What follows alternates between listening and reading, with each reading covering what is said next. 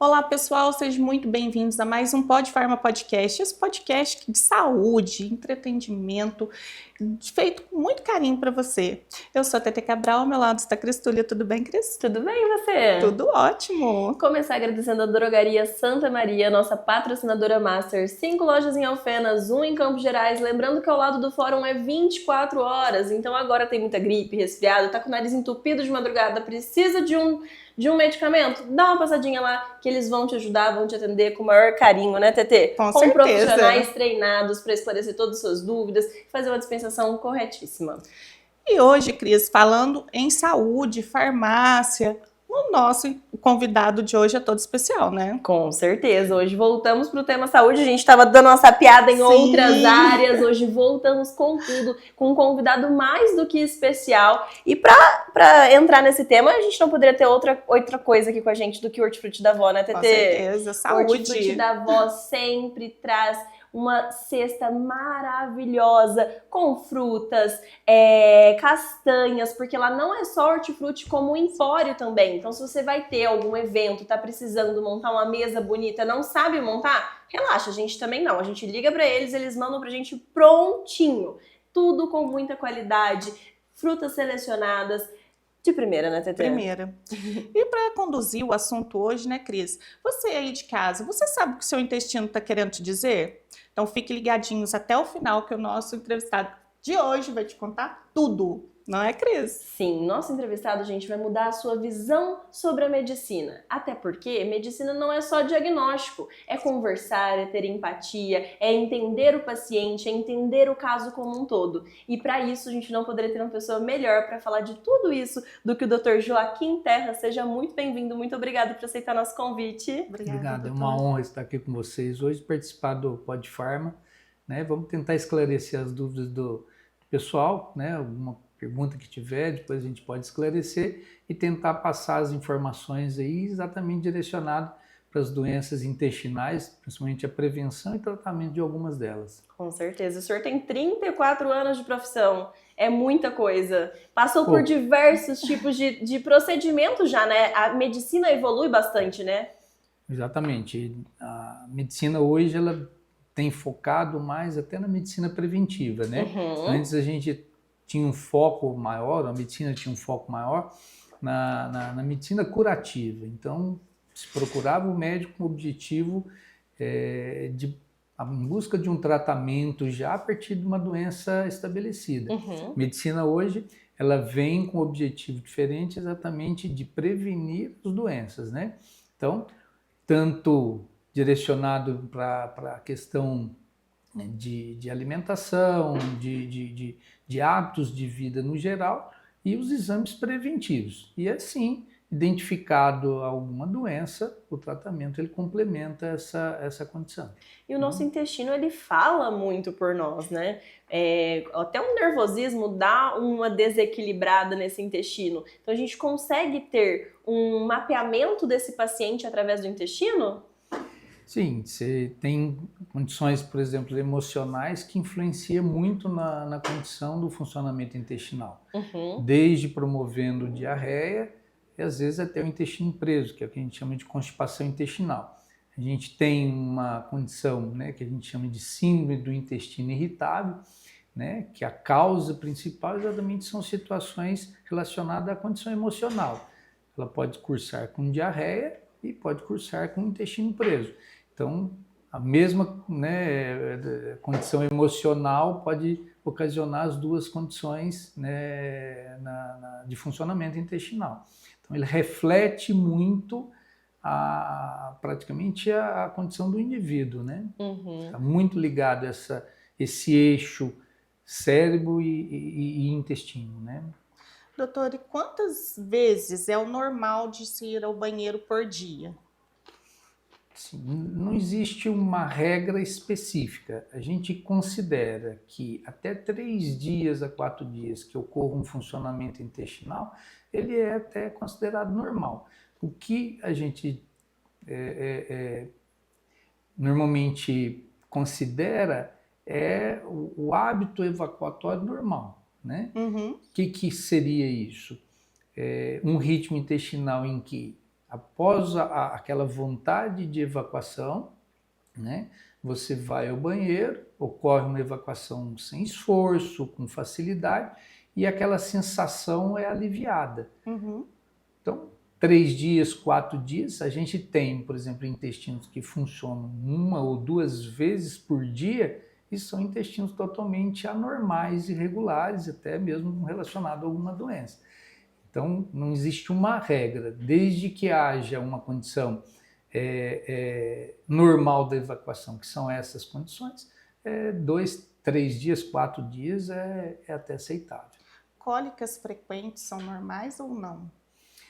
Não, a cólica geralmente está relacionada a um estímulo qualquer no intestino, né? Uhum. Se você tem um estímulo a mais no intestino, né, de irritação ou uma distensão do intestino por questão de formação de gases, desencadeia uma contração, e às vezes uma contração mais intensa, ela ocasiona dor, né? Sim. E aí é a cólica, né? E está muito relacionado, às vezes, ao tipo de alimentação, né?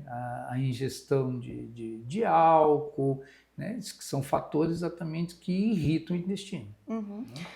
Doutora, a gente teve essa semana uma perda gigantesca, que foi a Preta Gil, por um câncer, inicialmente, né, de intestino.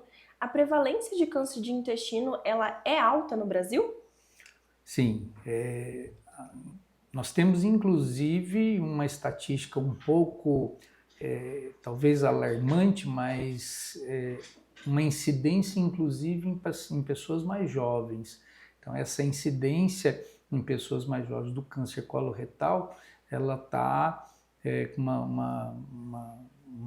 uma increscente, né? Uhum. Segundo o Instituto Nacional do Câncer, nós temos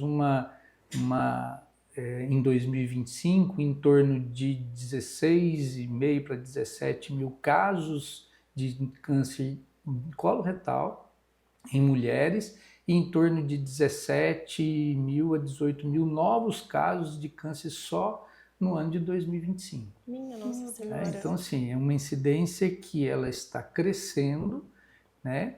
Não se destaca tanto em relação aos outros cânceres, né?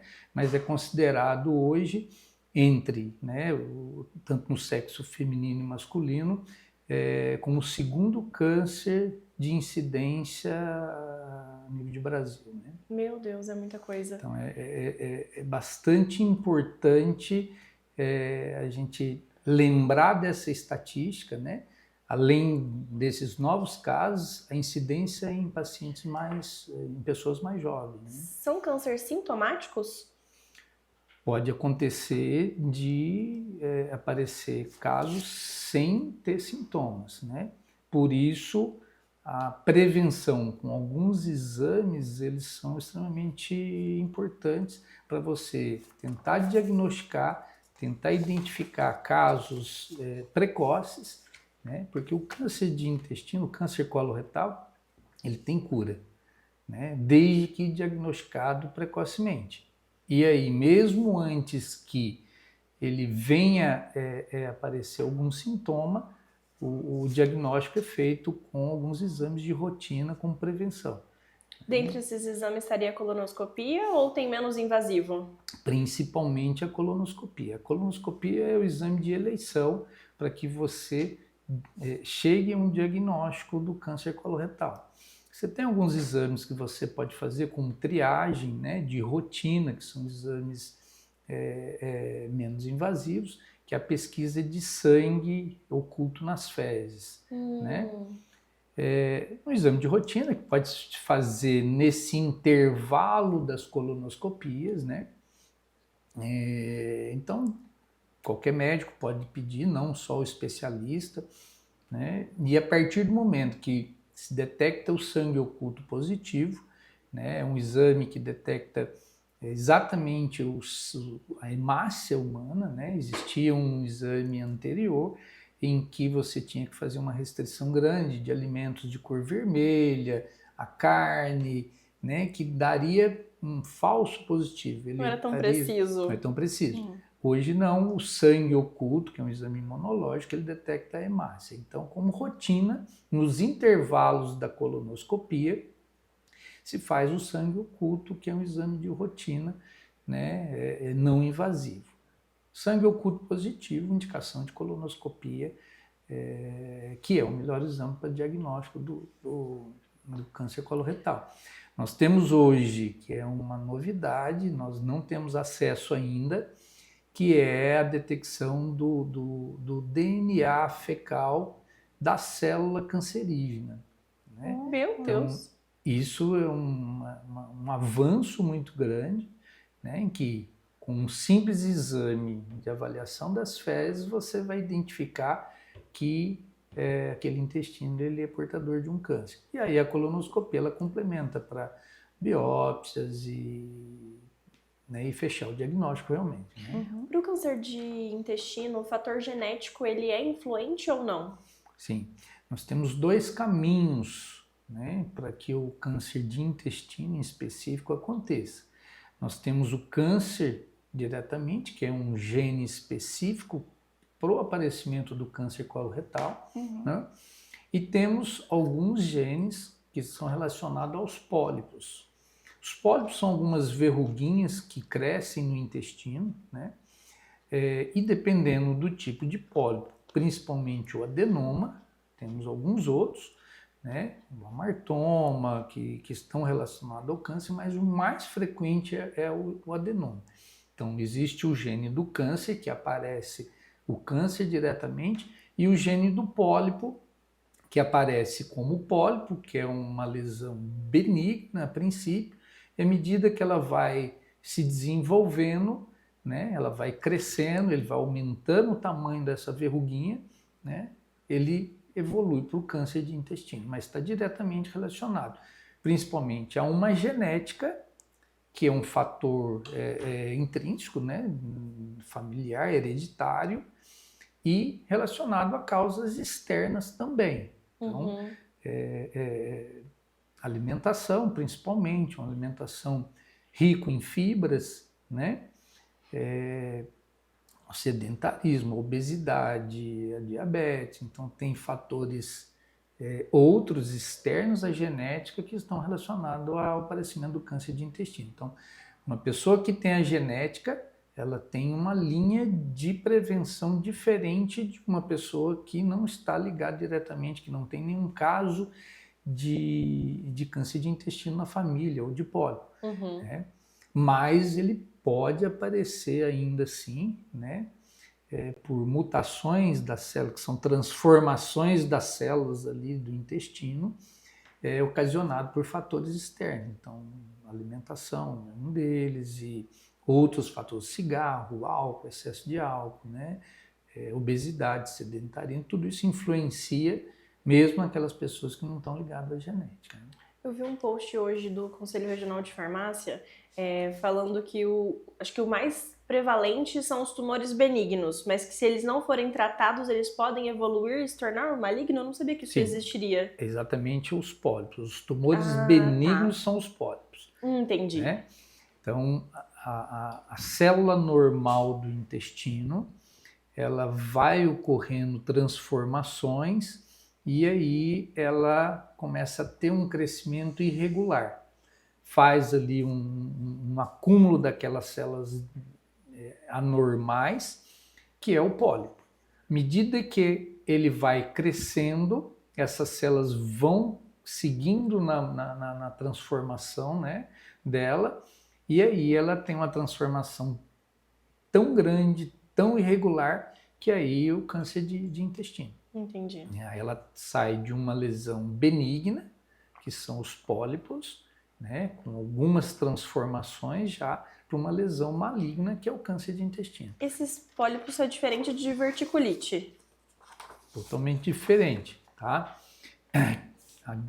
Fugindo um pouquinho da conversa do câncer, né? E é importante a gente lembrar da diverticulite como mais uma doença intestinal que é comum. Nós temos 3 condições aí relacionadas a diverticulite. Se costuma chamar muito, aí eu tenho diverticulite. Na verdade, a gente tem 3 estágios. A diverticulite já é uma inflamação do divertículo. Então, quando a gente tem a enfermidade diverticular, ou também conhecido como diverticulose, é a presença dos divertículos no intestino, né? Divertículos são umas bolsinhas por uma fraqueza da parede intestinal, forma ali umas bolsinhas, né? Principalmente no intestino grosso, mais comum é do lado esquerdo do intestino grosso. E essas bolsinhas, quase que a partir dos 60 anos, em torno de 70%, 80% das pessoas têm divertículo. Mas eles são eventualmente assintomáticos. Isso é enfermidade diverticular. É a presença do divertículo sem sintoma. A doença diverticular já são os divertículos, né? A enfermidade diverticular com alguns sintomas. Então, da dor, da alteração intestinal, a presença de muco nas fezes, né?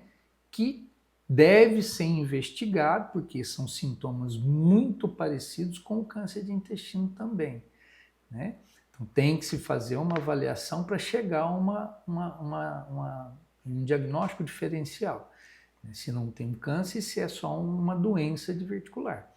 E a inflamação desses divertículos, né, que gera diverticulite. E aí a diverticulite ela requer um tratamento um pouco mais cuidadoso, né, com antibióticos, às vezes até necessitando de uma cirurgia de urgência, dependendo do grau de complicação que essa diverticulite vai causar. Então, são 3 situações diferentes, todo mundo conhece como diverticulite, mas nós temos 3 estágios, que é a enfermidade diverticular, a doença diverticular que tem sintomas, e a diverticulite, que é um quadro já de inflamação, de infecção associada, né? No quadro de inflamação, perdão, a restrição alimentar vai auxiliar nesse processo de melhora ou não? Você tem uma área do intestino que está sofrendo por um processo de inflamação, então ela está sensível, né? Aqueles alimentos que talvez produzam um pouco mais de gases, né, que vai distender aquela área inflamada, vai potencializar a dor. Então, é muito individual. Tem pessoas que, numa diverticulite, por exemplo, ela não tolera determinados alimentos, mas do ponto de vista de orientação que a gente dá, a alimentação, não existe uma restrição que tem que ser feita, né, no caso de uma diverticulite em específico, a não ser os casos graves, que aí você tem que, inclusive, tratar com internação e às vezes até ir para uma cirurgia. Mas a doença diverticular no dia a dia é muito individual essa seleção, né, do alimento que vai usar. Nossa, eu tenho uma tia que ela se restringe de tudo. Eu não sei se é porque gera muita dor, que eu acredito que sim, ela já teve que passar por cirurgia. Então a gente vai sair para um aniversário. Ela leva a marmita dela. Eu falo, tia, não é possível que você vai levar uma marmita para o aniversário. Ela leva. Mas aí depois ela tá beliscando o salgadinho escondido, sabe? Mas ela leva a marmita. E uma coisa interessante, né, que acho que aproveitando até a oportunidade, culturalmente a gente vê no consultório o paciente que tem já um diagnóstico da enfermidade diverticular, tem alguns sintomas, né, caracterizando a doença diverticular, e ele chega no consultório e fala, não, eu não como nada que tem semente. Né? Ah, por quê? Porque alguém me falou, né, que vai causar diverticulite. Então eu não posso comer. Não tem estudo nenhum que comprova que a semente em si promove uma complicação, uma diverticulite ou alguma condição relacionada de piora dos divertículos, né, ou da doença diverticular. Então, sim, isso é um mito, né, cultural até. Sim. E o que a gente vê, na verdade, é indiretamente o paciente fazendo uma restrição alimentar. Tá? Por quê? Porque eu não posso comer o tomate, porque tem falar que tem semente. Eu não posso comer o quiabo, não posso comer o jiló, eu não posso chupar a laranja, porque tem a semente, eu não posso comer a melancia, porque tem semente. Então, eu não posso descuidar e engolir uma semente, porque senão vai me trazer complicação por conta da diverticulite. Isso não tem nada. Sementes que não são digeridas, né? Óbvio que para todo mundo ela não é saudável. A gente não deve, inclusive, tem gente que pega uma melancia e come, engole a semente, a laranja, a mexerica. Quer dizer, essa semente ela não é digerida. E aí é onde pode desencadear a cólica, inclusive, por conta da ingestão da semente, né? Que vai promover um estímulo. Então a semente não tem relação nenhuma, não tem estudo nenhum, nada que comprove que ela traga alguma complicação. E os pacientes começam a fazer uma restrição alimentar, principalmente na enfermidade diverticular, na doença diverticular, que a alimentação ela tem que ser bem diversificada para manter um funcionamento intestinal dentro de um próximo do normal, né? O que seria uma boa alimentação para quem tem diverticulite? O objetivo é manter o funcionamento intestinal, porque aí você consegue diminuir, inclusive, os sintomas, né? E aí, todos os alimentos que tenha bastante fibra, né? Você vai conseguir manter um trânsito intestinal, aí com uma evacuação dentro de um padrão normal, com fezes pastosas, sem dificuldade para evacuação, sem desencadear a cólica e evitando aí sim as complicações da enfermidade diverticular, né? Então, quer dizer, as frutas, as verduras no geral, os legumes, né? Seria a base da alimentação para que você tanto evite complicações do divertículo quanto evite a formação ou o aparecimento de número maior de divertículos, né? Para você que tem dificuldade e é de Alfenas, o Hortifruti da Avó pode te auxiliar nisso. Gente, manda mensagem para eles com a listinha do que vocês querem ou fala, preciso de uma seleção. A Frutas. Eliana, né, teve exatamente. aqui, falou uma compra gigantesca, mostrou pra gente o que você consegue comprar com R$50. Verdade. Então, gente, manda mensagem para eles que eles vão te mandar uma diversidade de produtos, tudo selecionadinho, da forma com que você deseja. Comendo melhor, mantendo sua saúde sempre equilibrada. Doutor, eu estava falando das cirurgias. Hoje a medicina está muito avançada. Em caso de cirurgias, é feitas todas por vídeo?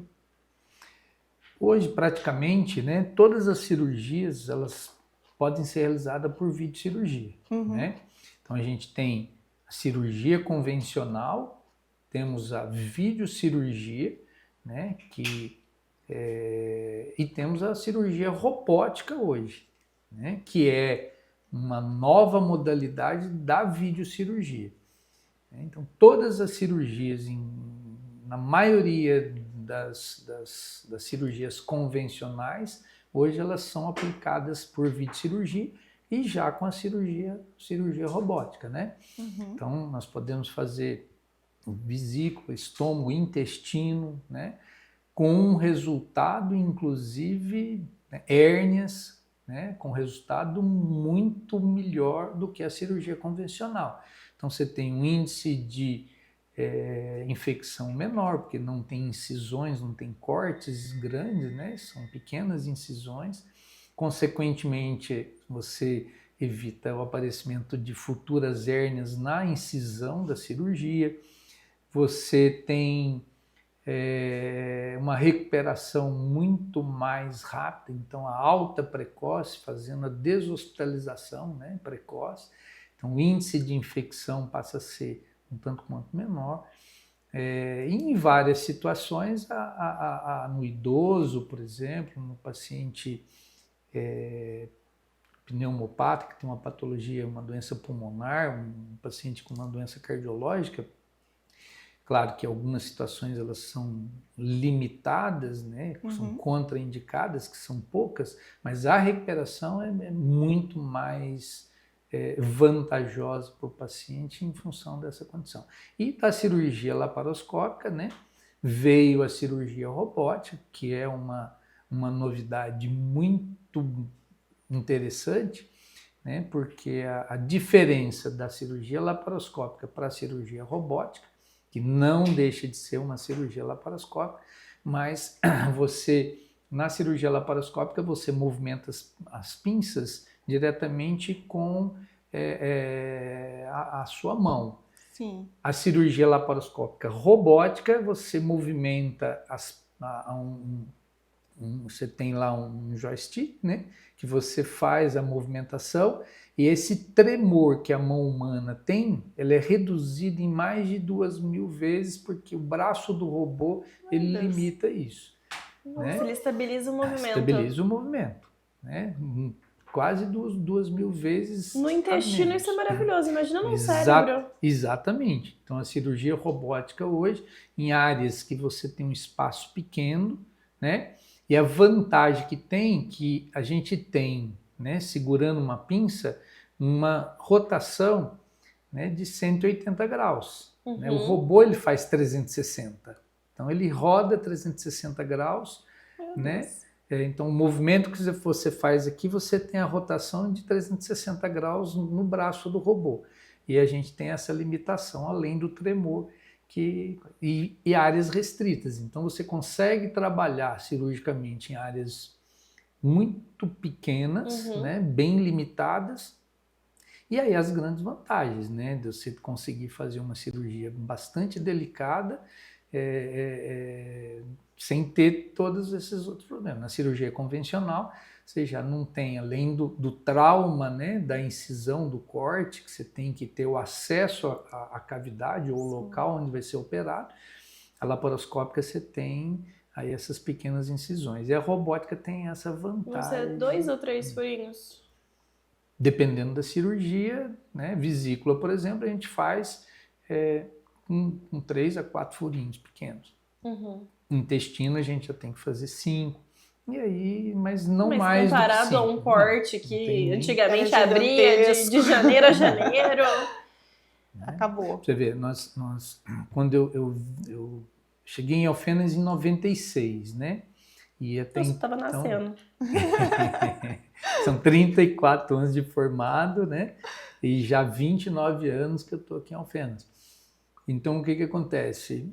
Alfenas não tinha cirurgia laparoscópica, tinha uma equipe de cirurgia laparoscópica. Então, eu tive a oportunidade de montar a primeira equipe de videocirurgia aqui em Alfenas.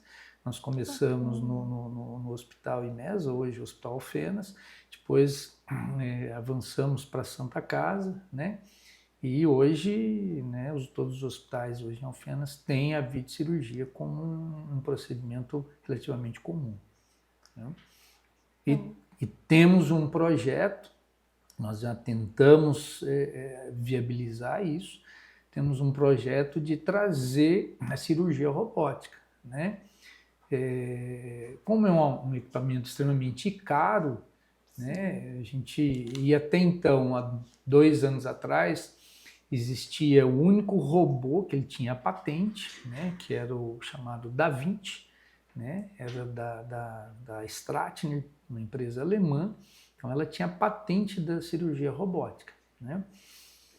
Caiu essa patente agora há 2 anos, uma nova empresa que então tem várias plataformas robóticas já aí no mercado, e uma delas, né, a gente tem feito um contato já com o objetivo de tentar centralizar em Alfenas, né, uma plataforma robótica, né, em que as cidades da região, Pouso Alegre, nós temos Itajubá, Pouso Alegre, Poços, Guaxupé, Passos, Lavras, Três Corações, Varginha. Então, Alfenas é uma cidade central dessa microrregião nossa aqui no sul de Minas.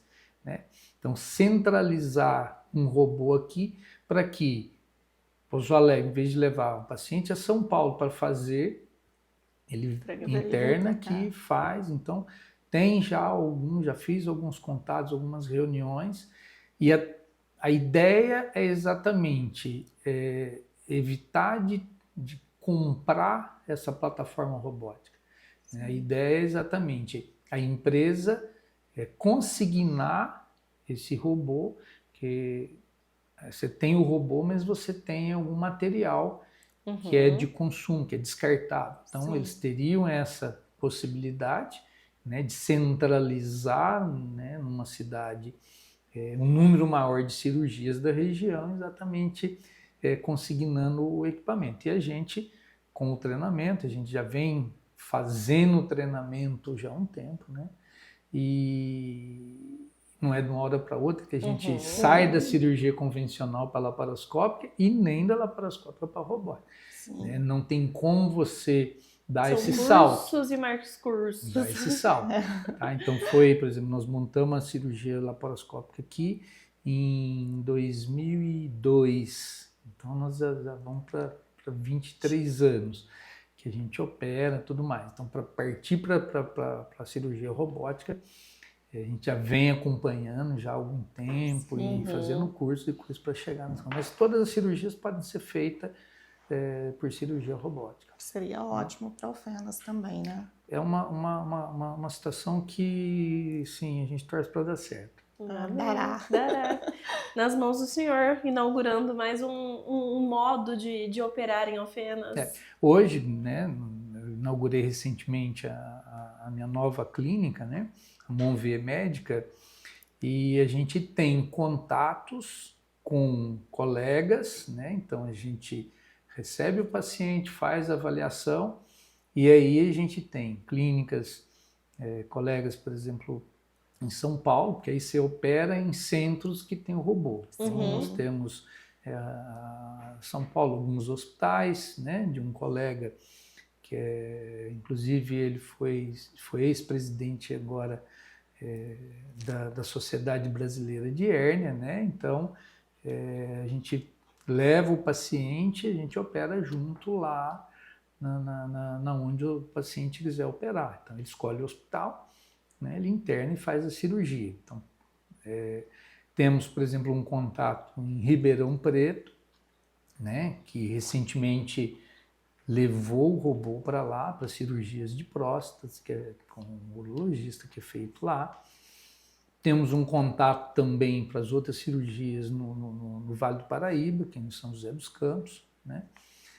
Então, esses contatos são exatamente as opções que a gente dá para aquele paciente que necessita fazer uma cirurgia, que seja de estômago, de hérnia, de intestino, cirurgia bariátrica, e não quer fazer laparoscópico, faz a opção de fazer com o robô. Nós não temos robô aqui, mas pode ser feito nesses locais. Com relação ao custo, a diferença da laparoscopia e a robótica vai ter uma diferença exorbitante ou é acessível? O custo, a gente sempre analisa duas formas desse custo. Nós temos o custo direto, né? Então, se você comparar o custo direto de uma cirurgia convencional com uma cirurgia laparoscópica e uma cirurgia robótica, a laparoscópica, a convencional, ela é um pouco menor. A laparoscópica um pouco maior e a robótica bem mais cara. Tá? O custo final... Os benefícios? Se você avaliar, né, recuperação rápida, retorno às atividades mais precoce, né? Em uma sociedade totalmente imediatista? Problemas que vão surgir numa cirurgia convencional, por exemplo, o tempo que você vai ficar afastado por uma infecção que você adquiriu por um corte grande, uma hérnia que você vai ter que fazer uma segunda cirurgia, né? A cirurgia laparoscópica passa a ser já muito mais vantajosa, tá? E em algumas situações a cirurgia robótica ela traz os benefícios muito maiores aí, né? Ainda nós não temos a disponibilidade dessa plataforma robótica para reduzir o custo. Sim, não tem volta mais. Eu acabei de chegar de um congresso, né, em San Diego, que foi o DDW, que é um congresso de todas as especialidades, né, em gastrointestinais. E sim, a robótica, ela não tem volta mais. É questão de tempo. Igual a cirurgia laparoscópica, né? Se questionou muito, tá? a laparoscópica, a cirurgia laparoscópica, a partir do momento que foram padronizando as técnicas laparoscópicas, né, isso foi apresentando resultados melhores e acabou divulgando mais. Hoje qualquer cidade de médio porte aí, igual Fena, você tem a cirurgia laparoscópica. No caso do câncer, a cirurgia feita robótica, ela atende a ser mais rápida a recuperação? Em comparação à cirurgia robótica e à cirurgia laparoscópica, ainda não temos tanta diferença. Sim. Cirurgia laparoscópicas em mãos bem treinadas e a cirurgia robótica em mãos bem treinadas, elas têm resultados semelhantes ainda. Tá? Uhum. Algumas situações mais específicas, elas apresentam uma certa vantagem. Tá? Então, por exemplo, um câncer de reto, né, bem baixo, que a gente chama, ele é bem terminal, lá embaixo no intestino, né? A robótica consegue um acesso mais fácil, porque trabalha em áreas menores, né? Evitando, inclusive, a necessidade, às vezes, de fazer a bolsinha que todo mundo teme. A temida. Numa cirurgia, né? Nossa, que e que bom. é uma condição necessária, ela é salvadora, às vezes, né? Então, tem situações cirúrgicas que é essencial para que você preserve a vida, é a realização da bolsinha. Mesmo na cirurgia robótica, às vezes você tem que fazer, mas é reversível, você faz temporariamente e reverte. Antigamente, uma lesão, um câncer de reto, por exemplo, mais baixo, era uma bolsinha definitiva, que é o que a gente chama de colostomia, né? Uhum. Então era definitivo, tá? E aí é o resto da vida. Hoje não, hoje você tem situações em que você faz a cirurgia, né? Você, principalmente com a plataforma robótica, você consegue fazer a junção do intestino, tira aquela área doente do câncer, faz a junção do intestino bem lá embaixo no intestino, faz uma bolsinha temporária para você esperar cicatrizar e depois aí 3 meses mais ou menos, o tempo que o paciente tiver já bem recuperado, você reverte, aí você fecha essa bolsinha e o trânsito intestinal segue normalmente. Nossa, que evolução. Sim, assim, a maior vantagem que teve no tratamento cirúrgico, né,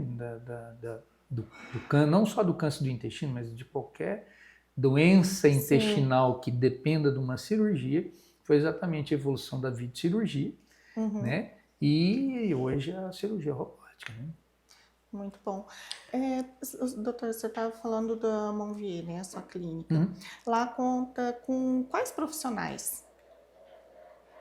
Hoje nós temos lá, que nós inauguramos recentemente, né? Estamos com uma área de atendimento clínico para consultas, para consultório, né? Sim. São consultórios que os profissionais fazem a locação e vão fazer o atendimento, né? Então nós temos hoje geriatras que fazem o atendimento clínico, temos oftalmologista, temos dermatologista, temos que é uma condição ligada com a especialidade de coloproctologia, uma fisioterapia do assoalho pélvico, né, que ajuda muito no tratamento das doenças intestinais, né? Então tem uma fisioterapeuta especialista em fisioterapia do assoalho pélvico. Então todas as incontinências, né, tanto a incontinência anal, a incontinência urinária, que é muito comum, né, a fisioterapia tem ajudado muito. Temos a parte de diagnóstico por imagem, que é a parte de endoscopia, colonoscopia, a endoscopia das vias biliares, que aí é feito, depende de fazer no hospital, mas a gente direciona por lá. Temos a parte de ultrassonografia, né? E a ideia é exatamente a gente ampliar esse número de profissionais, né? com a facilidade para o paciente. A gente recebe muitos pacientes, às vezes, de cidades vizinhas, e esse ida e volta, né, da cidade, né, até o consultório para fazer uma consulta, aí ele vem fazer a avaliação cardiológica para passar na avaliação pré-anestésica. Então são viagens e mais viagens. Sim. A ideia é ter um cardiologista, um clínico que faça avaliação cardiológica, um nutricionista, um fisioterapeuta, todos os profissionais que preparam o paciente, que faz o pré-operatório para esses pacientes que têm indicação cirúrgica. Já sair da clínica com um check-up completo e a cirurgia aprovada. Exatamente. Qual a localização da clínica? Na rua Adolfo Engel, número 28, em frente ao antigo Hospital Imesa, né, que é o Hospital Alfenas hoje, né, conhecido como Hospital Alfenas, no loteamento Siqueira. Inclusive ficou muito linda. bonita. Eu ia falar isso agora que você falou localização, eu passo na porta bonita. todos os dias. E a ideia, né, da inauguração da clínica é exatamente proporcionar, tanto para os pacientes da região quanto Alfenas, uma medicina, né, mais acessível, uma medicina de uma qualidade melhor. A gente vê uma dificuldade grande, apesar de que Alfenas tem um atendimento de saúde muito bom em comparação a outras localidades. Mas oferecer algo a mais, né, um atendimento diferenciado. A gente tem uma equipe de enfermagem treinada, né, técnicos de enfermagem, a própria recepção. Nós gastamos um bom período para fazer esse treinamento e proporcionar esse atendimento, esse acolhimento, né, que eu acho que é extremamente importante. Quando você tem está passando por um período crítico aí, cometido por alguma doença, a gente fica muito vulnerável, né? E até mesmo de informação, eu acho essa iniciativa de vocês extremamente importante, né? Uma condição totalmente descontraída para a gente passar essas informações para as pessoas, às vezes, que têm uma dificuldade de ter acesso a essas informações, mas a própria informação, né, que ele busca, né, do que está acontecendo comigo, como que é o tratamento, o que eu posso fazer de medicamento, o que eu posso fazer de cirurgia, como que é a cirurgia. Então a gente preocupa muito com essas informações. Às vezes uma consulta ela é mais informativa até para esclarecer sobre o tratamento, sobre o medicamento, sobre cirurgia, e às vezes ele chega já com um diagnóstico. Então, esse acolhimento acho que é o que a gente mais foca, né, em ter esse cuidado com o paciente que procura a gente lá. E com certeza é o diferencial, né? Eu presenciei, meu pai teve tumor no cérebro e ele fez o tratamento em Barretos. E assim, de tudo, eu nunca vou me esquecer do dia do diagnóstico. O médico chamou ele e explicou para ele de uma forma com que ele entendia.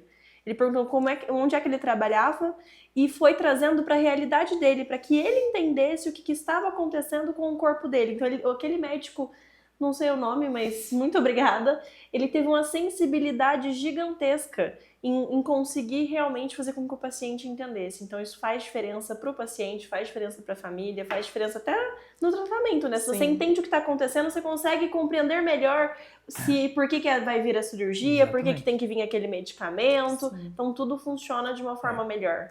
Isso é uma crítica que sempre eu faço a alguns colegas, né? No dia a dia, a gente se reúne, médicos, né? E numa conversa mais informal, a gente acaba sempre muito crítico nessa condição. Acho que você fazer o paciente entender o porquê que ele está usando aquele remédio, qual é a finalidade, né? Você, óbvio, dentro da condição de entendimento dele, isso é essencial. Isso facilita muito o resultado, a adesão e o resultado final do tratamento, né?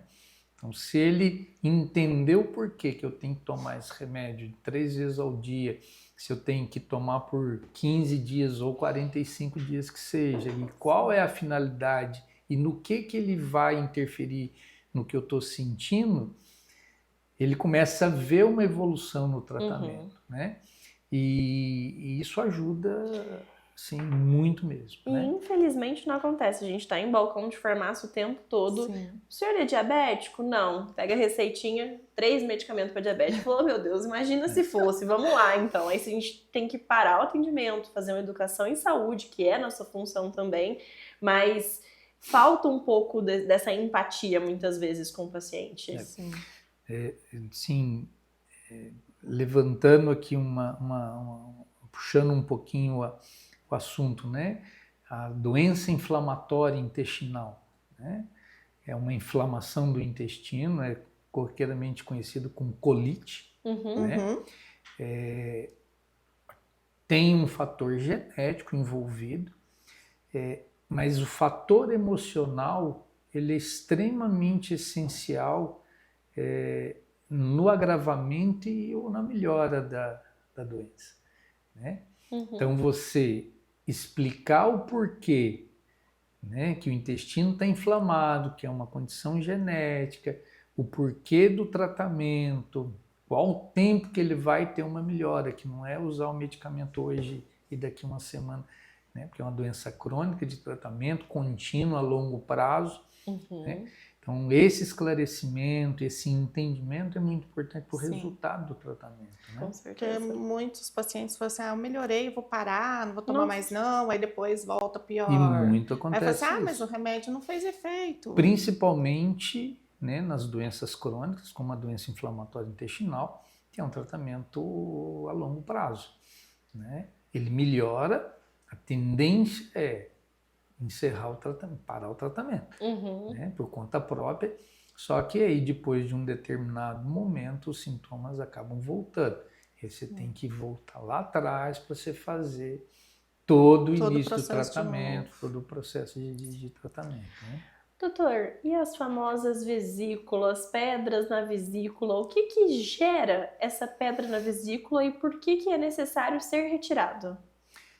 A pedra na vesícula, ela aparece por uma bile, né, concentrada, né, com alguns elementos ali, né, colesterol, cálcio, ela ficando parada muito tempo dentro da vesícula, essa bile, esses elementos vão se precipitando, vão se aglutinando e aí forma ali uma pedrinha, forma um cálculo. Então você tem várias componentes dessa pedra, né? Tem de colesterol, você tem de cálcio, né? Mas a causa, né, é exatamente, se tem pedra, essa vesícula está desfuncionalizada. Né? Então a presença dessa bile parada muito tempo gera a formação da bile. E algumas situações envolvidas que podem ajudar. Então, quem tem um colesterol, um triglicéride alto, vai ter uma bile com grande concentração de colesterol, que facilita a formação. Né? Então, está relacionado muito com o obeso, né? Com o jejum prolongado, né? Porque a vesícula ela só funciona com o estímulo da alimentação. Sério? A alimentação precisa da bile. A bile ela fica armazenada dentro da vesícula. A função da vesícula é o armazenamento. A partir do momento que você alimentou, essa vesícula contrai para descarregar aquele volume de bile naquele momento, que é o que ela precisa. Então, se você fica em um período muito longo de jejum, essa vesícula ela fica tensa, cheia de bile. Essa bile muito tempo parada vai precipitando ali esses elementos onde ele aglutina e forma um cálculo. Então quem faz jejum intermitente está correndo um risco danado. Um risco de... E aí tem algumas situações, né? Por exemplo, a gravidez tem uma condição de aparecimento, obesidade, colesterol alto, né? Tem que retirar a vesícula porque se tem pedra, é uma vesícula que está desfuncionalizada. Uhum. Além do risco dessa pedra gerar. Quando é grande, ela não sai da vesícula, é raro sair da vesícula, mas ela gera inflamação. E se é uma pedra pequena, né, que são os microcálculos, a tendência é, às vezes, numa contração dessa vesícula, a pedrinha escapar e cair no canalzinho ali que está junto ao pâncreas. E aí obstrui, e aí vem as consequências, as complicações, fazendo uma pancreatite, fazendo uma obstrução da drenagem pelo fígado, né? E aí de uma cirurgia relativamente tranquila, né? Eu não gosto do termo simples em cirurgia, eu acho que você tem cirurgias tranquilas e cirurgias altamente de alto risco. Então, uma cirurgia de vesícula é uma cirurgia extremamente tranquila. Se for via laparoscópica, hoje é o padrão ouro para o tratamento da retirada da vesícula, né? É a cirurgia laparoscópica da vesícula. Retira-se a vesícula, é uma cirurgia tranquila. Se essa pedrinha ela desce, ela migra, aí você tem uma série de complicações que depende de procedimentos mais complexos. Eu retirei a vesícula, eu fiz por vídeo. E foi bem assim, eu tive que operar assim, rapidamente, porque ela estava correndo risco de escapar ali. Eu falei assim, então vamos embora. Fez por vídeo, foi super tranquilo. No outro dia eu já estava em casa, muito tranquilo. A operação é ótima. Faz 5 anos. Aí perfurou ali, eu acho que é o umbigo, foi pelo umbigo. E hoje ele sai uma aguinha, uma secreçãozinha. Isso é normal?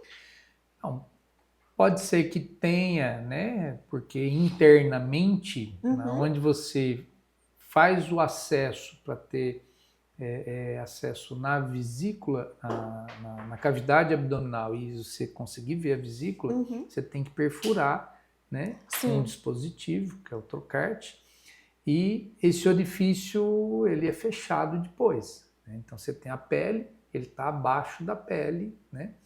Então ele é fechado. A partir do momento que você fechou, dá um ponto ali, né? Às vezes a reação desse ponto é o que gera essa secreção. Tá? E é normal sair ou não? Eu tenho é uma que reação, é uma reação do seu corpo contra um corpo estranho, que é o ponto para fechar esse pequeno orifício que fez. Sim. Se é uma condição que te incomoda, né? Essa secreção, se ela é em quantidade, se ela te incomoda muito, se ela tem algum processo inflamatório que vai causar ali, né, e que dói às vezes, aí tem que ser avaliado e ver a possibilidade de tirar esse ponto, fazer um outro ponto com outro material. Sim. Né? Às vezes até só de você distanciar esse ponto um pouquinho ali da pele, porque às vezes ele fica muito próximo à pele, consequentemente o organismo tenta expulsar ele. Né? Então a ideia é, às vezes só de descolar um pouquinho e afastar ele da pele, o organismo vem e faz um bloqueio nele, isola ele ali e aí acaba essa secreção. Então se é uma coisa que incomoda, vale a pena avaliar. E se é uma coisa que é muito superficial, que não incomoda tanto, que não tem dor, não tem justificativa. Pedra na vesícula tem sintoma? Tem as pedras que são assintomáticas, que o paciente descobre ocasionalmente, vai fazer um exame, um ultrassom, uma tomografia, né? Mais comum é pelo ultrassom e identifica que tem pedra. Ele nunca sabia disso. Esse é o melhor momento para fazer a cirurgia, antes que ela comece a trazer sintomas. Normalmente, quando começam a aparecer os sintomas, está relacionado com cólicas, né? Às vezes de forte intensidade.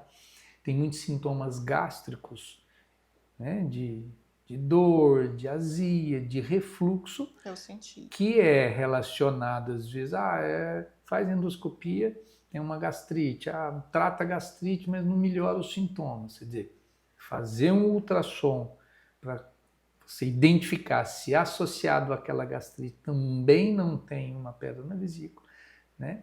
E normalmente as náuseas, os vômitos, as cólicas fortes são desencadeadas por alimentos que a gente chama, o paciente tem uma intolerância a colecinéticos. Colecinéticos são alimentos que estimulam muito a contração da vesícula.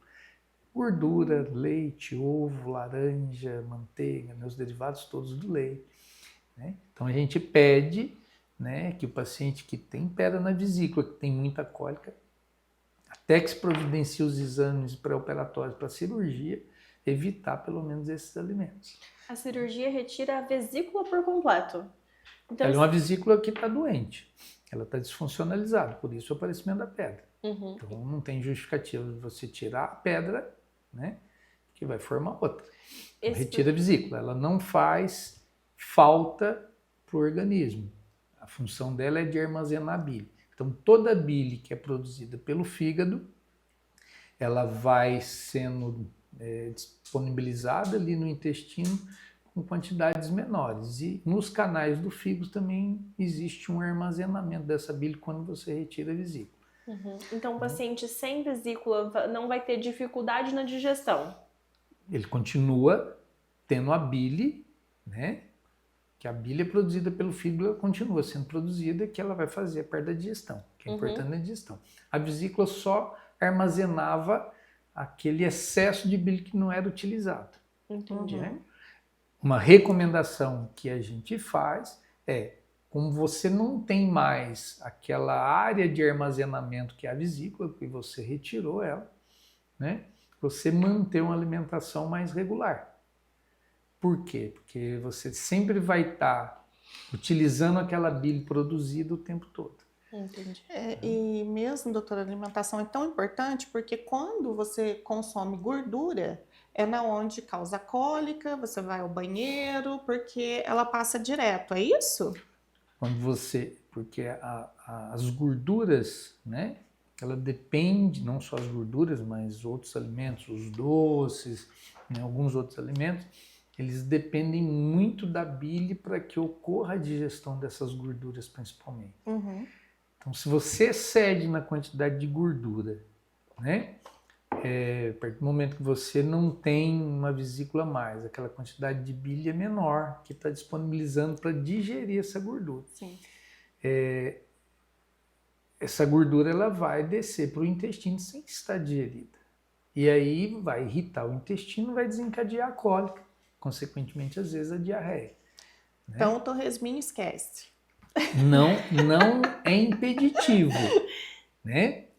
Você pode comer, desde que seja numa quantidade menor. Sim. Se tiver pedra na vesícula, aí tem que aguardar até fazer a cirurgia. Aí esquece. Aí esquece. Doutor, Fez a cirurgia, né? Quantidades moderadas, porque a alimentação, ela tem que conter a gordura na alimentação. Uhum. Você tem que usar uma quantidade de gordura, você tem que usar uma quantidade de carboidrato, de proteína. Né? Então, os nutricionistas orientam muito que é a pirâmide nutricional. Né? Então, basicamente, alimentação saudável seriam verduras, legumes e frutas em quantidade maior, as proteínas numa quantidade menor, os carboidratos numa quantidade ainda menor e as gorduras numa quantidade mínima. Né?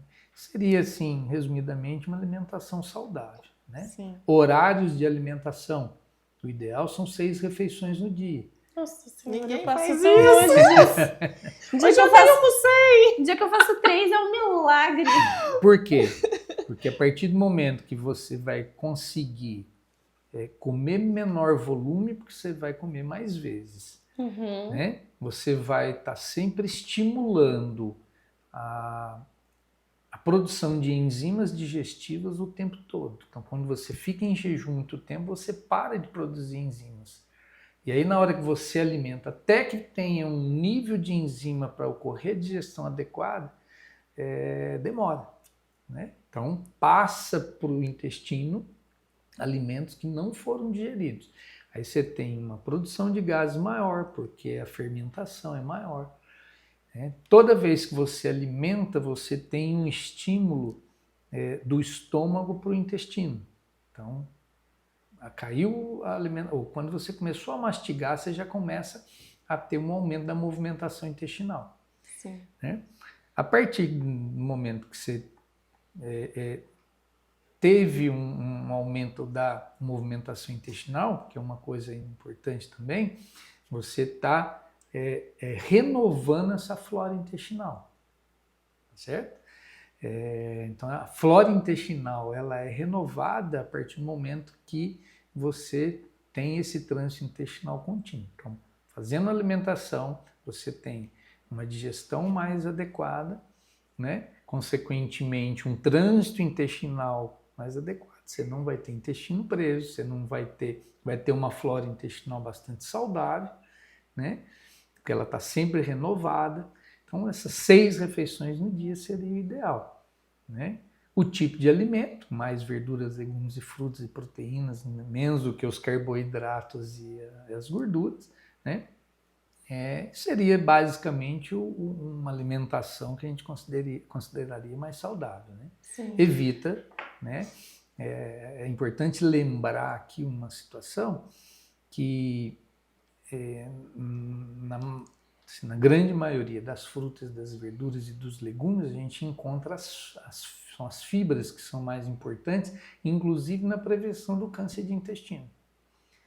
Né? A gente basicamente tem 2 tipos de fibras, uma fibra solúvel e uma fibra insolúvel. Todas as duas são muito boas, né? A fibra solúvel mais ainda.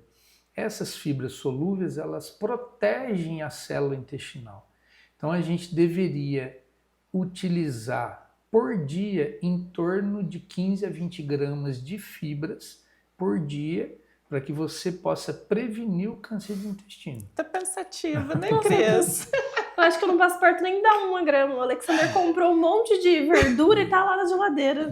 É exatamente essa a situação, porque a fibra solúvel, a insolúvel também, mas principalmente a fibra solúvel, ela protege a célula intestinal da ação de elementos aí, né, que desencadeiam o aparecimento do câncer.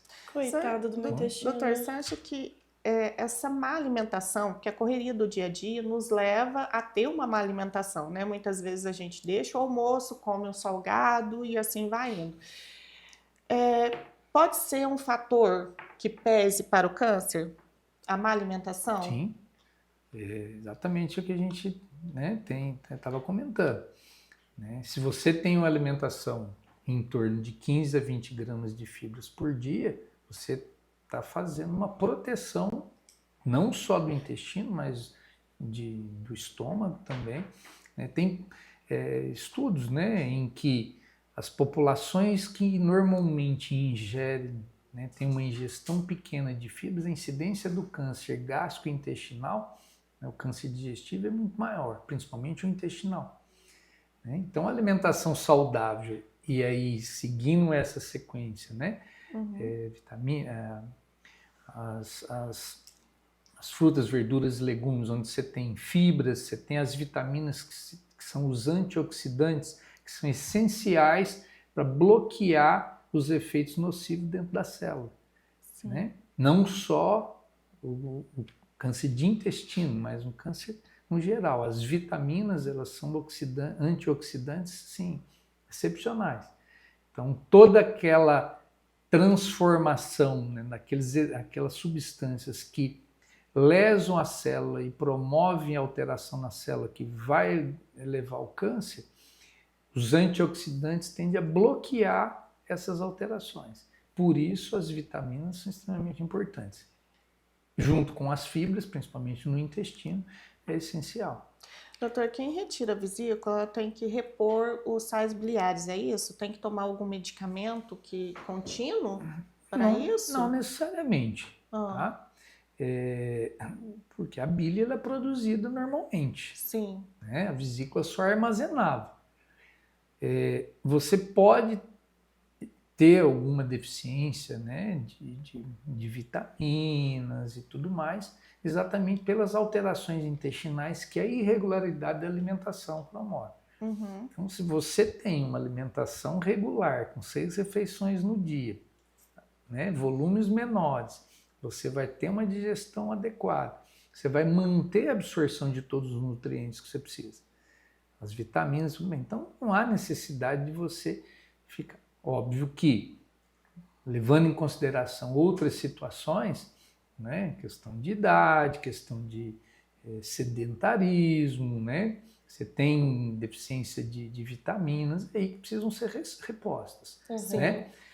Sim, mas na maioria das vezes, uma alimentação saudável, uma atividade, eu sempre comento o seguinte, tem 4 situações que são extremamente essenciais.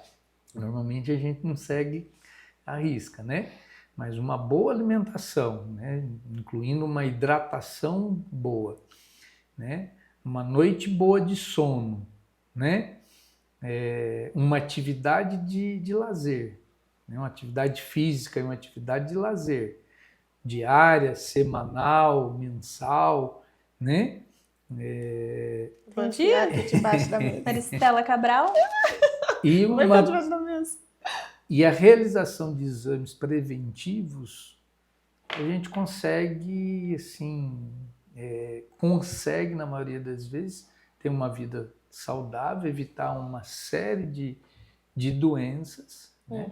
Sim. E principalmente a do intestino, né?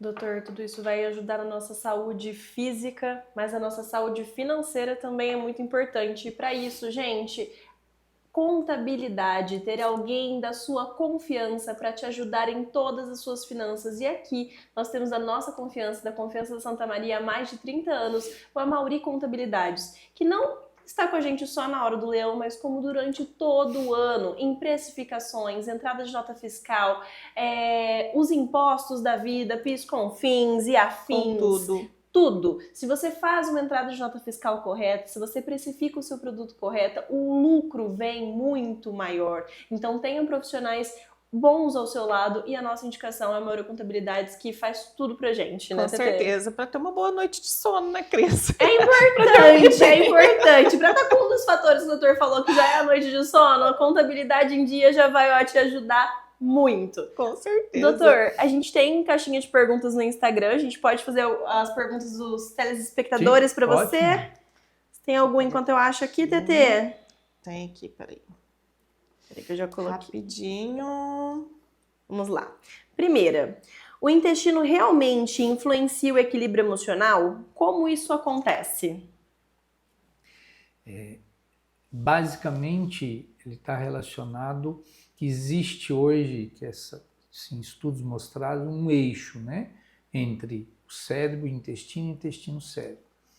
Então, no início da nossa conversa, quando eu falei que muito das doenças, dos sintomas intestinais relacionados ao intestino irritável, que a gente chama, a causa é emocional, que é cerebral, né? Você tem condições intestinais relacionado à flora intestinal, né? A produção de substâncias que eventualmente não são bem-vindas no organismo, mas que são produzidas e absorvidas pelo intestino, que vai fazer aí algum estímulo cerebral que não é interessante. Então existe esse eixo cérebro, intestino, intestino, cérebro. Não? Em caso de diarreia, quais os melhores repositores de flora intestinal? Isso é interessante essa pergunta, porque a gente tem, de algum tempo para cá, uma enormidade de repositórios de flora que surgiu no mercado. Então, os laboratórios começaram a produzir uma quantidade de repositórios de flora. E a reposição de flora, assim, nós temos uma série de medicamentos, né, para repor flora intestinal. Né, o uso probiótico. Ótimo, probiótico, ele deve ser usado numa determinada condição para que você reponha a flora intestinal. Sim. Então, na diarreia, você tem um repositor de flora específico para diarreia. Você tem um que você pode usar logo após a diarreia. Você tem um para quem tem o intestino preso, a constipação intestinal. Você tem repositores de flora para quem tem síndrome do intestino irritável. Então, a cada momento ou a cada condição que o intestino está passando, a flora ela está modificada de uma maneira diferente. Então, nem todo repositor de flora, ele serve, um só não serve para todas as condições. Então, para diarreia, tem um específico, né?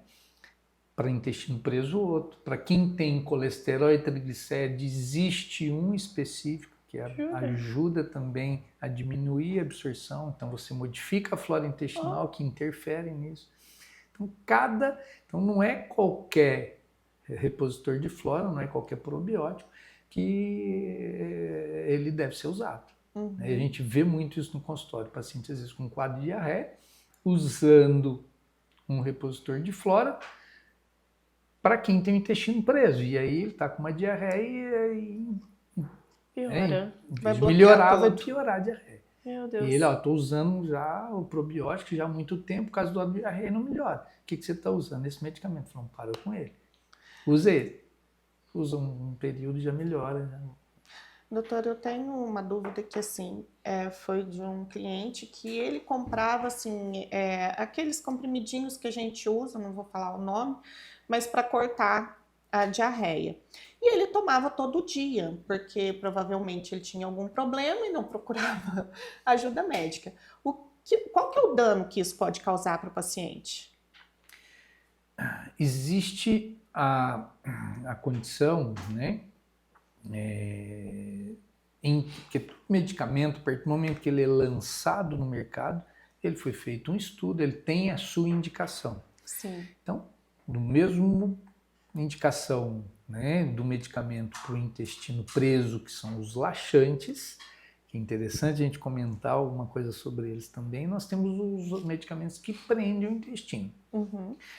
Eles podem ser usados sem problema nenhum, desde que haja uma indicação específica, desde que ele tenha, por exemplo, é um medicamento para cortar a diarreia. Se ele já tem exames em que essa diarreia não é de uma doença inflamatória, não é de uma alteração intestinal por um câncer de intestino que causa, às vezes, diarreia, né? Então, é um intestino normal, ele teve um episódio de diarreia, ele até pode ser usado.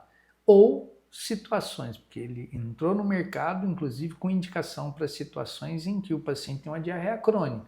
Ele fez uma cirurgia intestinal, o intestino ele diminuiu o tamanho e, eventualmente, ele tem um trânsito intestinal mais acelerado e evolui com uma diarreia. A medicação é indicada para poder diminuir esse trânsito intestinal. Então, ele não é contraindicado para ser usado. Tem que ter um cuidado, por exemplo, numa diarreia infecciosa, né, por uma intoxicação alimentar, por uma infecção intestinal, você usar esses medicamentos e ele vai prender. Então, não é bem-vindo. Né? E aproveitando um detalhe aí, que no caso do intestino preso, o uso dos laxantes. Os laxantes também eles são indicados para o intestino. O problema é que nós temos os laxantes irritativos do intestino, que faz funcionar por irritação, né? Temos os laxantes osmóticos, que ele traz a água para o laxante, para o intestino, e aí ocorre o funcionamento intestinal, né? E temos as fibras, né? Que são mais indicadas. Né? Que tem um detalhe, por exemplo, as fibras, elas podem ser usadas tanto no intestino preso quanto em determinadas diarreias. Então todo mundo tem uma noção que a fibra eu só uso quando é o intestino preso. Sim. Não. Serve tanto para a diarreia quanto para o intestino preso. Se você usa uma fibra para o intestino preso e ingere uma quantidade pequena de líquido, de água principalmente, ele vai prender mais. Então você tem que usar fibra com água. Se você usa a fibra numa eventual diarreia, essa fibra ela reconstitui a flora intestinal, ela puxa aquela água daquelas fezes líquidas, né, promovendo uma melhora da diarreia. Então a fibra ela pode ser usada nas duas situações. Essa eu não sabia. Principalmente a fibra solúvel. Né? Como saber quando o intestino está inflamado?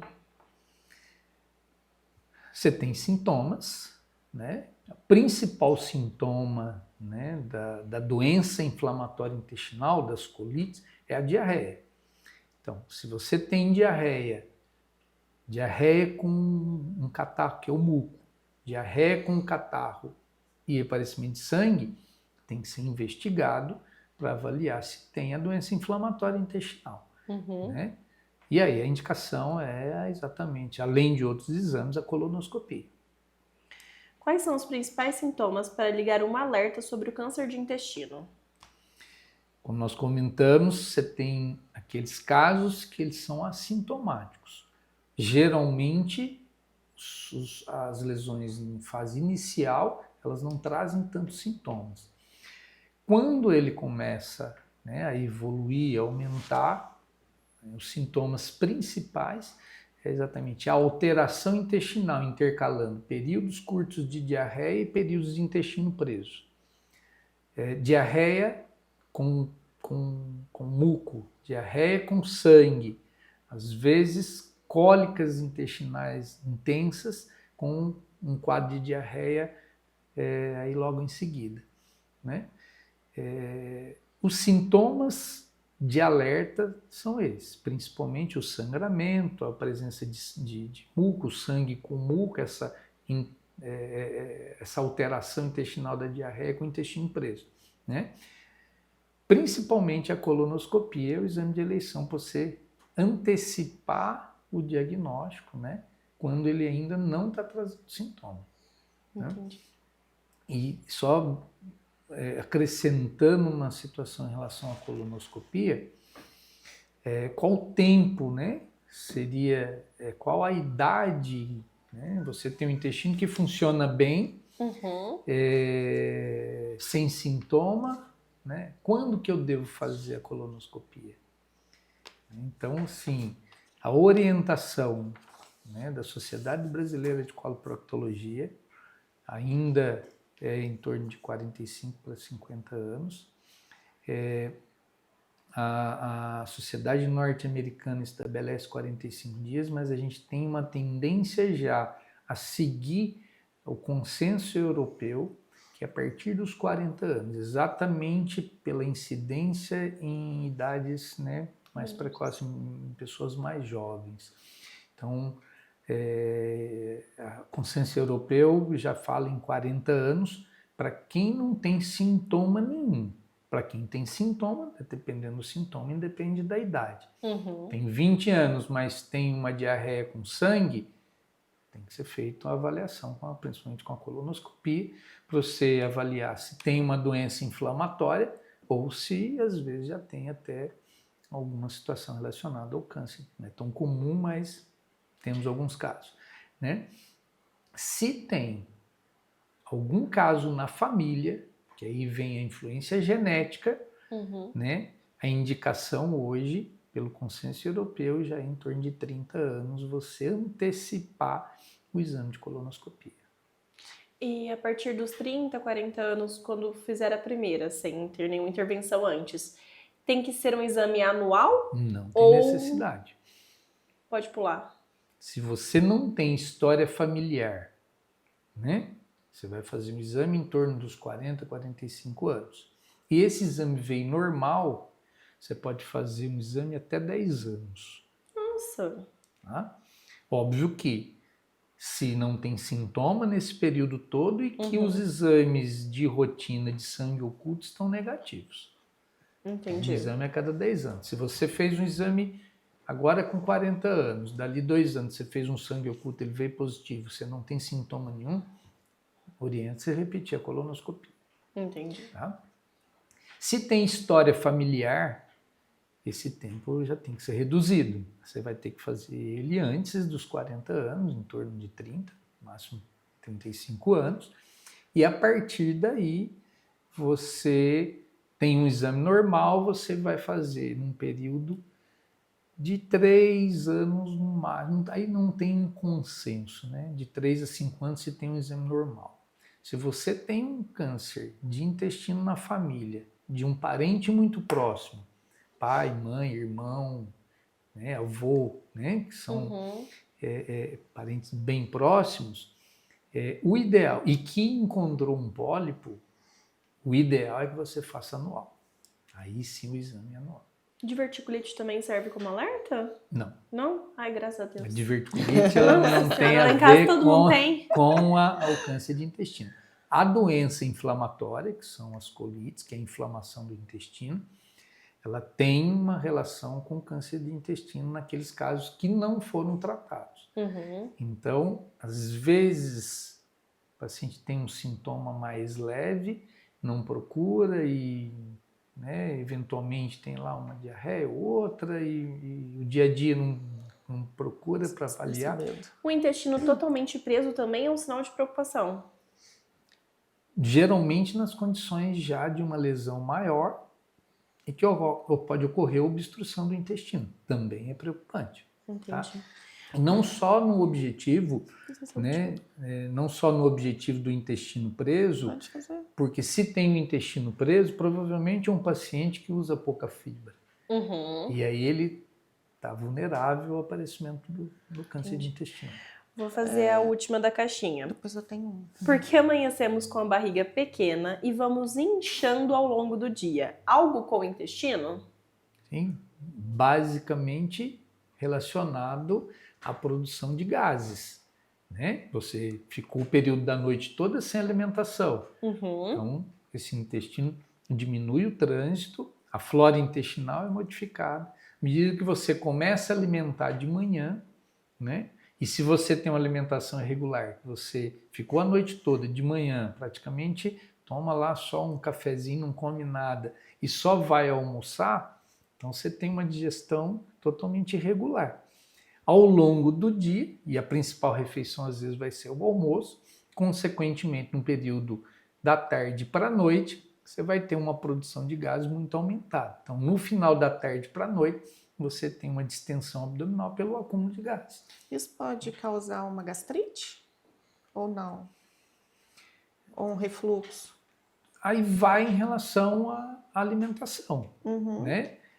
O fato de você ter uma distensão abdominal por gases, como um mecanismo de defesa, né? Se o intestino está sobrecarregado e distendido por gases, né? Ele tem aquele eixo intestino-cérebro, ele manda uma mensagem para o cérebro para ele fechar uma válvulazinha que tem na saída do estômago. Então, muita gente reclama. Quando chega no final da tarde, minha barriga está estufada e crescida, eu não tenho nem fome, eu tenho. Por quê? Porque o intestino mandou uma mensagem, olha, está sobrecarregado com gases. Então, segura aí aquilo que chegar no estômago. E aí, permaneceu muito tempo um alimento no estômago, irrita o estômago e pode ter o refluxo. Entendi. Então, a relação dos sintomas são muito próximas. Sim. Doutor, para quem faz fezes muito grandes, isso não é normal, né? Aí duas situações, né? O calibre das fezes, né? Sim. Pode estar relacionado a um acúmulo por muito tempo dessas fezes no intestino, né? E aí, provavelmente porque não tem um ritmo intestinal um pouco mais regular, então fica alguns dias sem funcionar o intestino e está relacionado às vezes a fezes mais endurecidas. As fezes pastosas, quando elas vão ser eliminadas, elas acabam que têm uma facilidade de ser moldada, né? E aí ela torna-se umas fezes com calibre, com aspecto normal. As fezes que ficaram muito tempo ali no intestino, elas têm geralmente uma consistência mais firme, né, mais endurecida, acaba que geralmente tem uma dificuldade para eliminar, e aí de um calibre maior. Mas não necessariamente está relacionado a alguma doença específica. Mas é bom procurar um médico. Para orientar em relação à melhora desse funcionamento intestinal. Sim. Doutor, infelizmente a gente está chegando ao final, mas eu queria falar sobre os seus projetos sociais, tanto de distribuição de brinquedos como de futebol. De onde surgiram essas ideias e como eles funcionam? A gente tem já há algum tempo, né, um grupo de amigos que em algum momento de lazer a gente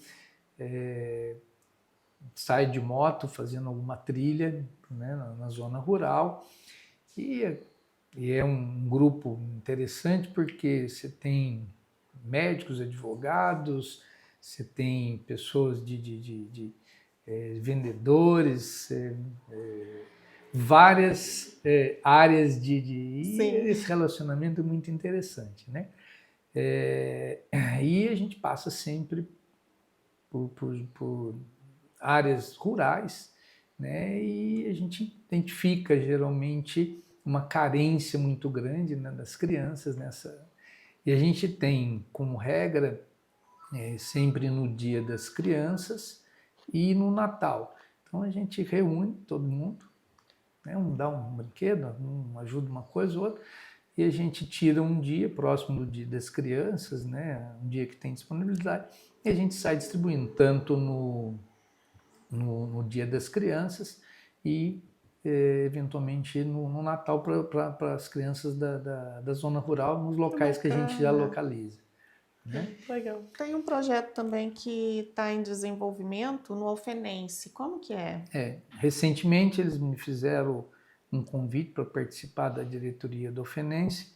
É um projeto ainda que está sendo estudado, né? Sim. Hoje já tem lá, que foi lançado agora por uma empresa de desenvolvimento de futebol, com o objetivo de identificar potenciais jogadores, né, para montar a categoria de base do Alfenense. Né? Então é uma empresa que tem o Leonardo, que é dessa empresa DP Fut, que chama, e ele está desenvolvendo toda essa montagem da categoria de base. Então são meninos de 6 a 14 anos, né? Ela vai ser pelo olho clínico dele, descoberto um outro para tentar montar a categoria de base do Alfenense. Que legal. Esse é o projeto que já está em andamento, já foi lançado, está se fazendo o dia de campo que chama para identificar os potenciais atletas para entrar no grupo de treinamento, né? Eu estou tentando montar, ele ainda está sendo pensado, né? Sim. De criar um projeto social, né? E nós temos que apresentar, eu vou apresentar na próxima reunião do Alfenense, juntamente com esse projeto que já está em andamento, né? Que é um projeto social de futebol do Alfenense. Né? Então, eu ainda estou montando ele para que a gente possa ser aprovado em reunião e, eventualmente, a gente pode até, em algum momento, conversar sobre isso. Com certeza. Que maravilha. Doutor, são muitos assuntos, né? O intestino é muito amplo. Acho que a gente fez um cronograma aqui, fugimos dele, totalmente, né? Te avisei que a gente fugia do cronograma. Mas esse é o melhor do podcast, sim, né? Mas tem muita coisa ainda pra gente falar. Fica o convite aberto pro senhor voltar. Tem muita coisa. Eu acho que a educação em saúde, ela é muito importante. Ela ajuda muito as pessoas. E acho que isso aqui o senhor fez com grandeza e com excelência, que o profissional que o senhor é. Tem algum recado que você gostaria de deixar para o pessoal de casa? O senhor pode olhar para essa câmera aqui? Um recado, né, relacionado ao assunto nosso aqui, que são as doenças intestinais. Basicamente, a gente manter uma alimentação saudável, né, com bastante verdura, legumes, frutas, evitar o consumo excessivo de álcool, evitar o tabagismo, manter uma boa noite de sono, né? Um momento de lazer e uma atividade física, e procurar, né, não só no intestino, mas em todas as outras áreas, os exames de prevenção com o objetivo de aproveitar o que a medicina hoje tem oferecido, que é o foco maior na medicina preventiva. partir do momento que foi diagnosticado a medicina curativa, ela vai ser indicado o tratamento. Então, focar um bom hábito, né, alimentar, ter bons hábitos, né, diários de vida, a gente previne muitas doenças, principalmente as doenças intestinais. Sim. E para quem precisar aqui na região, o senhor atua tanto na parte clínica como na parte de cirurgias e até na robótica? Sim, a gente faz o atendimento em consulta, na minha clínica, na Monvia Médica, né? Na rua Adolfo Engel, número 28, no loteamento Siqueira. Lá nós temos as endoscopias digestivas, colonoscopia, né? Ultrassom. Com o diagnóstico, né? Fazemos o tratamento da doença inflamatória intestinal, lá mesmo, na terapia infusional que a gente tem. E aqueles casos em que dependa de cirurgia, né? A gente tem um projeto de desenvolver lá alguma condição, alguma indicação de cirurgia ambulatorial, que é uma outra condição que nós estamos desenvolvendo, mas as cirurgias maiores geralmente é feita em hospitais, né? A minha atuação mais hoje é na Santa Casa, né? Tanto na cirurgia convencional quanto na cirurgia laparoscópica. E as cirurgias robóticas, a gente tem esses centros de convênio com a clínica, que eventualmente o paciente pode escolher uma dessas cidades, né, juntamente com os colegas, né, que já fazem, a gente realiza também. E futuramente aqui?